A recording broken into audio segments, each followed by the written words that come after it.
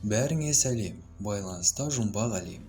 Жалпы әлемдегі елдердің мәдени және әлеуметтік қалыптасуына байланысты өз заңдары бар. Бүгінгі шығарылымда заңдары ең қатаң мемлекеттерді қарастыратын боламыз. Куба мемлекеті. Бұл елді көбі демалуға ыңғайлы жағажайлар мен теңізбен байланыстырады. Алайда мұнда Фидель Кастроның тұсында басталған империализмге қарсы күрестің ұзақ тарихы жатыр. Елде коммунистік партиядан басқа кез келген саяси партияларды құруға тыйым салынады. Мұнда кабельді теледидар атымен жоқ, және интернеті да шектеулі.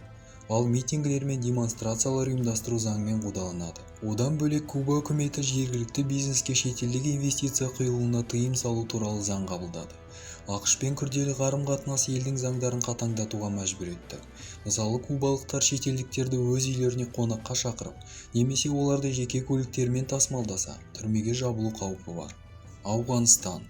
Мұнда әсіресе талибандар билікті басып алғаннан кейін заңдары өте қатал және қауіпті бола бастады.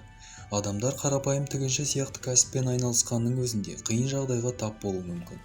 Бұл елде әйелдердің киім өлшемін алған үшін 10 жылға дейін түрмеге жабылуы мүмкін.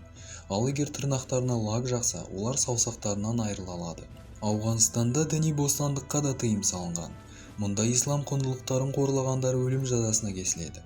Бірақ қазір талибандықтар опиум ағын өсіруге де қатаң тыйым салды. Бұл Ауғанстан мен әлемдік есірткі трафик үшін үлкен проблема болған еді. Заң бұзылған жағдайда кінәлілер шариғат заңдарына сәйкес сотталатын болады. Қытай Халық Республикасы.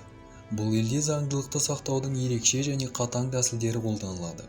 Мұнда сыбайлас жемқорлық, алаяқтық және қызметтік қылмыстар үшін өлім жазасын қолданады. Жалпы мұндай заңға қалай қарайсыздар? Пікір қалдырып кетуге ұмытпаңыздар.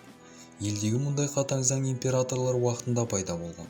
Қытайдың билеушілері кезінде шенеуніктер көбінесе мемлекеттік қаражатты ысырап етумен айналысқан. Бұл елдің шетелдік шабуылдардан тиімді қорғанысына кедергі болды. Қазіргі Қытай билігі өткеннің қателіктерін ескере отырып, сыбайлас жемқорлыққа қарсы күреске бет бұрды. Дегенмен қытайлық сарапшылар сыбайлас жемқорлық терең тамыр жайған мәселе болып табылатынын айтты. Тағы да ерсі көрінетін заңдардың бірі суға батқандарды құтқару. Қытайда мұндай әрекет біреудің тағдырына араласу ретінде қабылданады.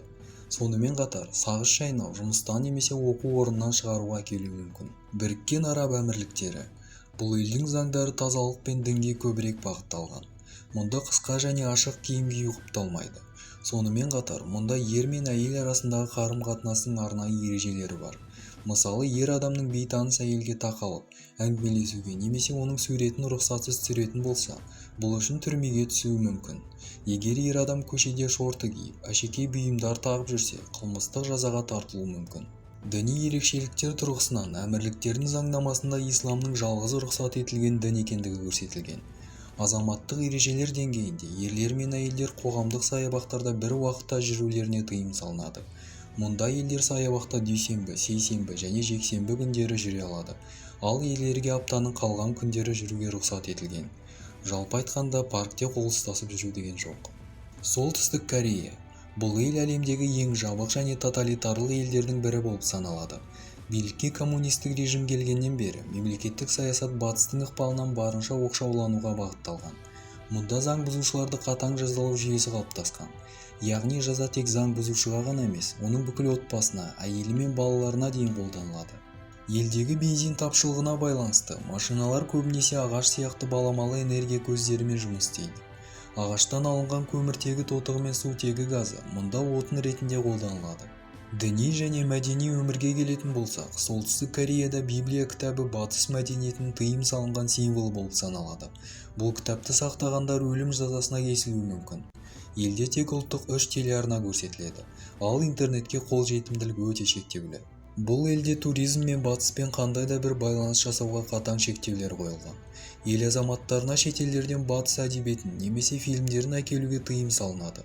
Бүкіл әлемнің назарын аударған соңғы оқиғалардың бірі «Кальмар ойыны» сериалы бар USB флеш-картасын сатып алған үшін өмір бойына бас бостандығынан айырылған студентке қатысты болды. Ал бұл флеш-картаны сатқан адам өлім жазасына кесілді. Менің бүгінге айтарым осы. Ал сіздер қатаң заңдары бар қандай елдерді білесіздер? Пікір қалдыруға ұмытпаңыздар. Келесі кездескенше.